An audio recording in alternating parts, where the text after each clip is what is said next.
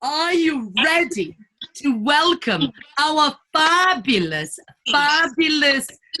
she's just awesome at everything. She just, she writes, she sings, she performs in the theatre, she writes the plays, she's an author, she is a psychologist. I mean, every time something is wrong with me, I go to Audrey and I check for myself, am I all right? And then she sends me to the doctor and they still haven't found what's wrong with me. I know, but there is always a chance. So there we go. So welcome, Dr. Audrey Tang Sanderson. Yay! Fabulous, Audrey. Oh my goodness. After that, I was like, I'm so excited to hear this speaker. Oh my God, she must be amazing. I really hope you're not disappointed now. So, thank you for having me, Gaudi, and thank you so much for inviting me to be part of this. You guys are so uplifting. I'm energized already, and that's what today's going to be all about. That's what I want to talk about today. I entitled this, I'm Not Being Funny, purely because when Gaudi asked me to do this, I was just like, I'm so not funny. I don't know how I'm going to be able to do this. But Gaudi just, reassured me, sorry, just talk. But actually, I want to start with that phrase, I'm not being funny. Because that phrase, that language, anytime you hear it, don't you always think the next thing someone's going to say is actually going to be extremely funny, and not in the ha-ha sense, in the sense of the, do I actually want to be friends with you anymore? And that really worries me. Our language we use can help us, it can hinder us. And one of the things I do as a coach is I talk a lot about recalibrating our brain and using it to actually make the most of everything that kind of goes on in there. And language is the first thing I want to start with. So when you're using your language, I'd like you to have a think for a minute. Do you ever have a situation where you go, oh my God, that was so embarrassing, I'm never going to do that again? And it's just, that's it, not happening. And the problem is, if we do that, two things tend to happen. The first is we're so embarrassed that we don't think about it anymore, which means actually we miss out on the chance to learn from that event. But the second thing that happens is we start setting out rules and strategies. So what can happen is if you do something, it's embarrassing, it doesn't work out the way you want it to, we suddenly go, I'm never doing that again. And that actually closes us off to a whole range of behaviors that in a different context could have been really useful. So my first tip, and I wanted to give some tips on mindfulness and tips on recalibrating our thinking. My first tip is, instead of using the phrases right, wrong, or good, bad, try and use the phrase effective or ineffective. So rather than that was right or that was wrong, I must do that again, I mustn't do that again, just think, actually, that was effective because I was trying to do whatever.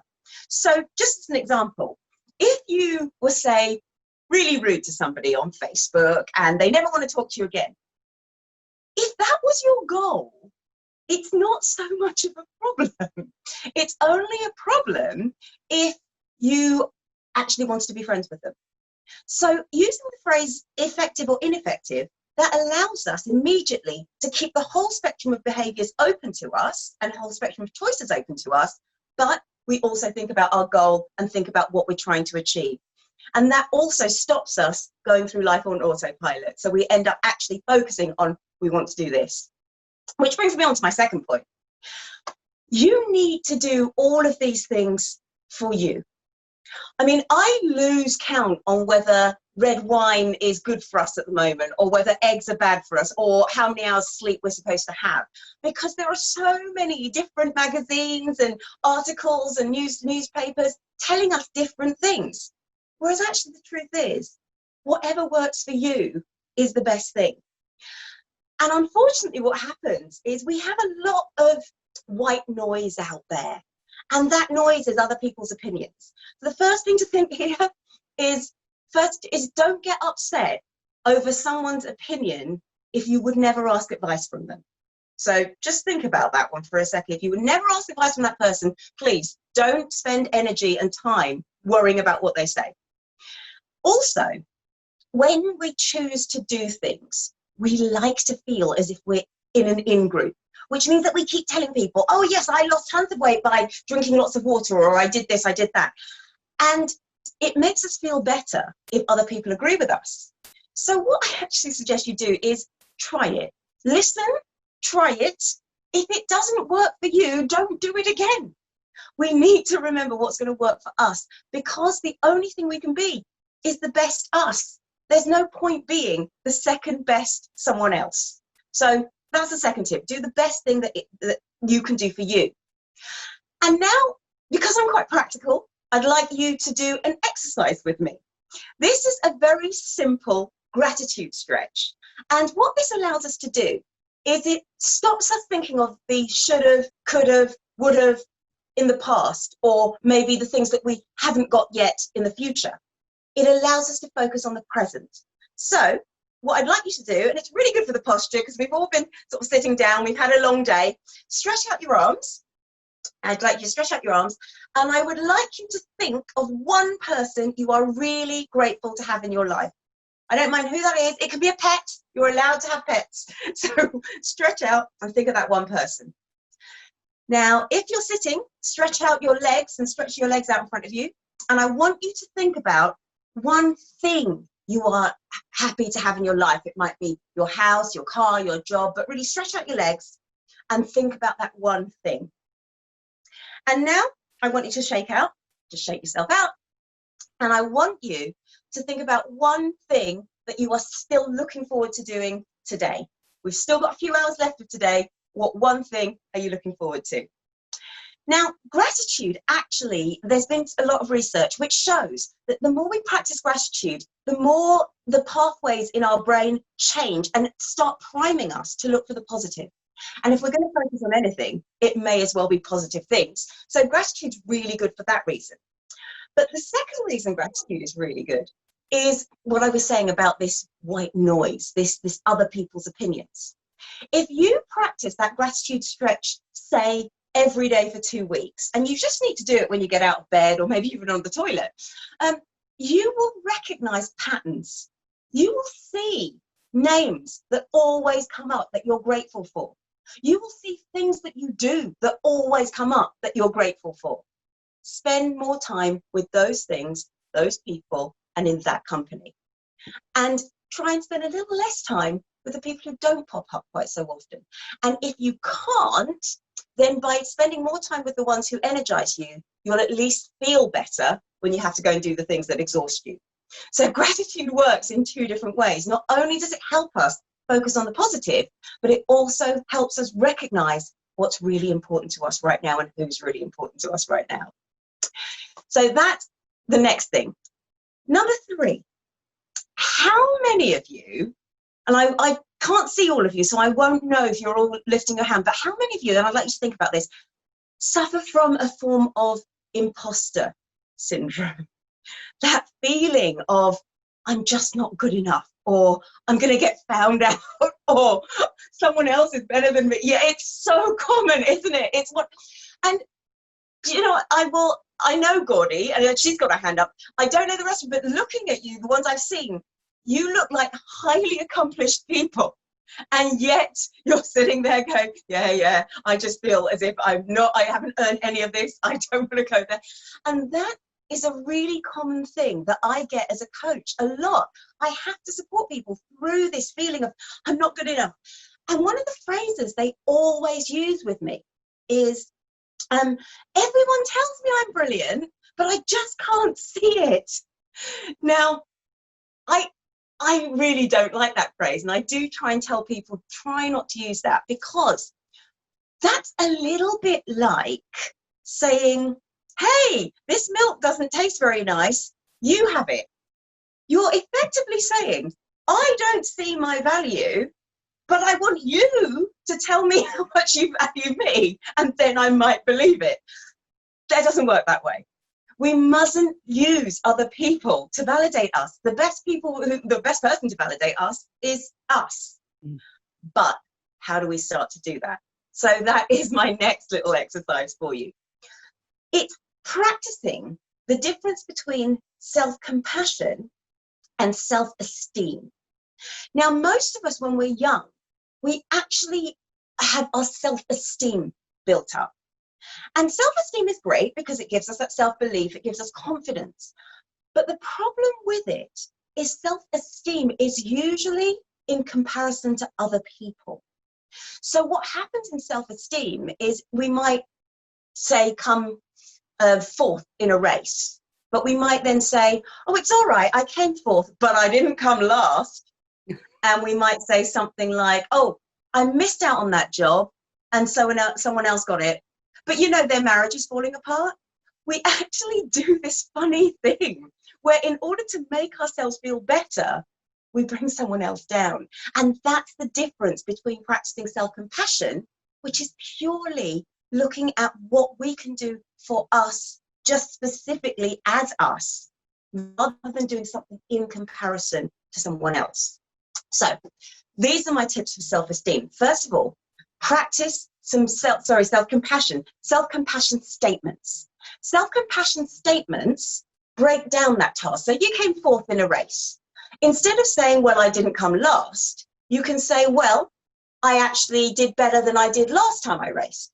Or I worked really hard, so I'm proud of myself. Focus on the things you have done for you, and that treats you with a little bit more compassion rather than comparing yourself with somebody else. But this is one of my favorite exercises, and it's known as the spices wheel, and you can add spice to your life by practicing any one of these 6 self-compassion activities. It's spices because the acronym SPICES gives you these different things that you can do. The first thing, the first S, stands for spiritual.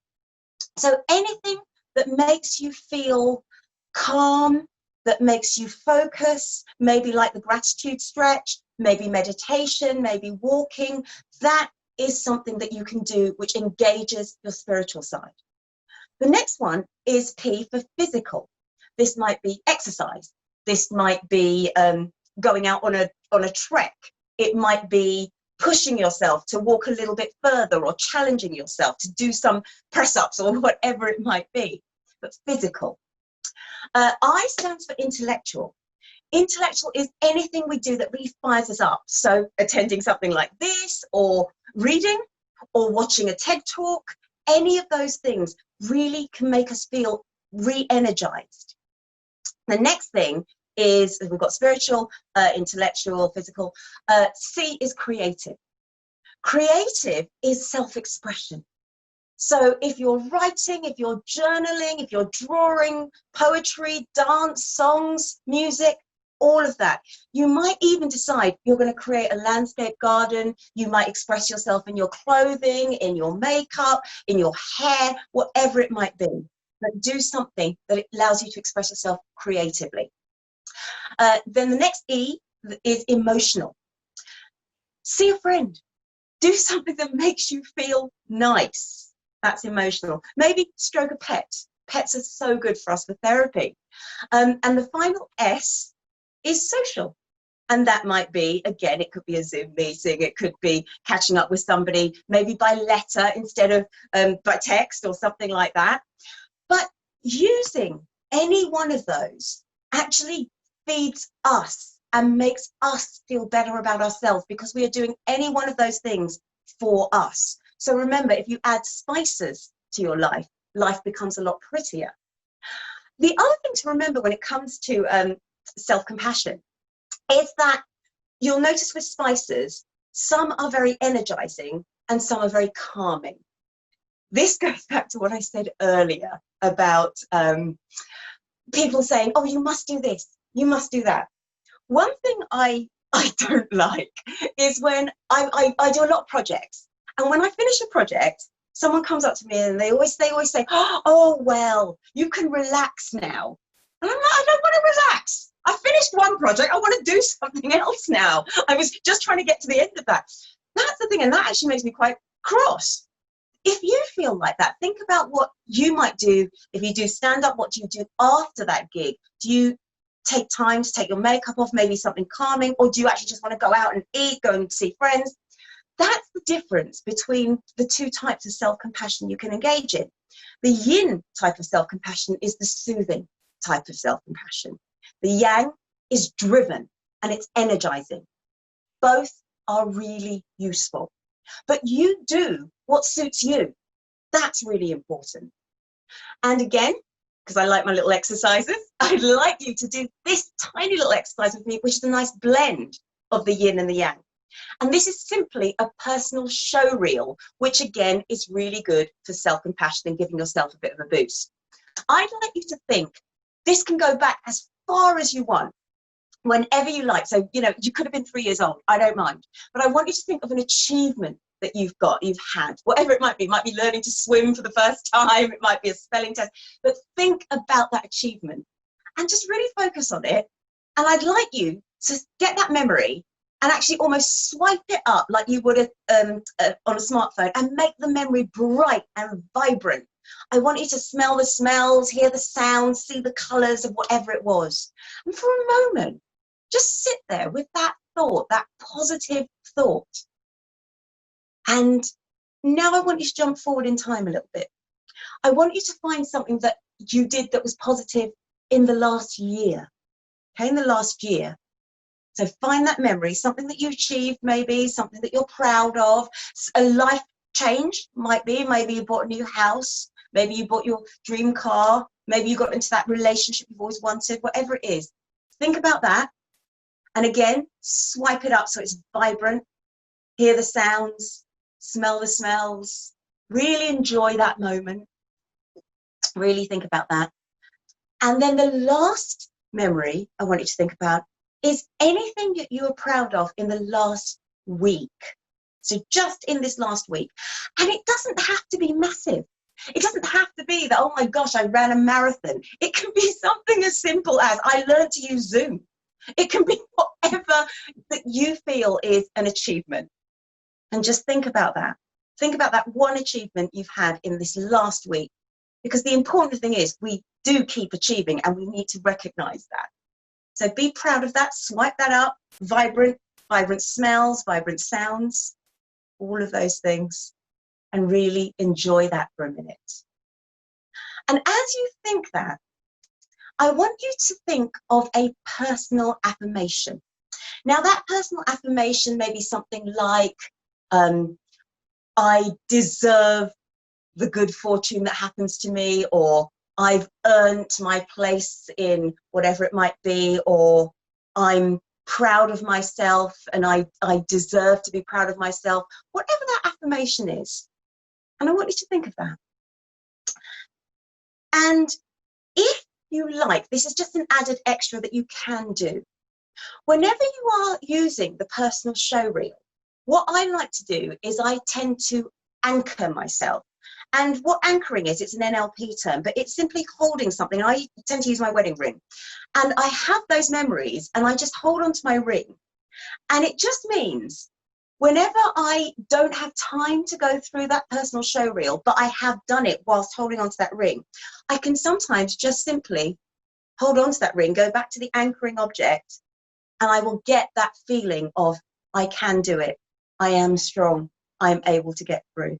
So that's just something else that you might be able to use. And so that kind of brings me on to the very last thing that I want to give you. And this is getting out of your head. A lot of what I've talked about so far is kind of about getting into your head and changing what your headspace is doing. But for me, sometimes if I'm angry or whatever it might be, and I just think, oh my goodness, you know, I need to calm myself down. If somebody then says, calm down, that actually gets me more angry. So get out of your head by doing something else, such as, you can see this brickwork behind me. It might be counting the bricks. It might be counting paving stones. Or alternatively, and this is my lovely little prop here, I've got a little breathing ball. And you can get these on Amazon. You can get 2 for the price of 1 at the moment. So these are really good. But what I'd like you to do is I'd like to end this session with a little breathing exercise. And all I want you to do is breathe in as the ball goes out. Just watch the ball and breathe out as the ball goes in.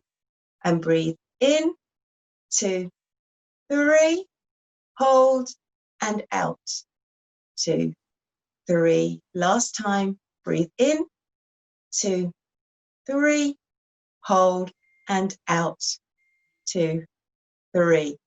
And again, whilst reframing what we're thinking can actually make us a lot more positive. It can help us achieve, because we're using our language to support us. We're using our language to make sure we don't put barriers in our own heads. Sometimes we also need to get outside our heads in order to choose the right things, or the most positive things, to keep on achieving. So thank you so much for your time. Thank you for inviting me. Thank you for having me. And I'll pass it back to Gordy. Amazing. Hey, well done, Audrey. That was amazing.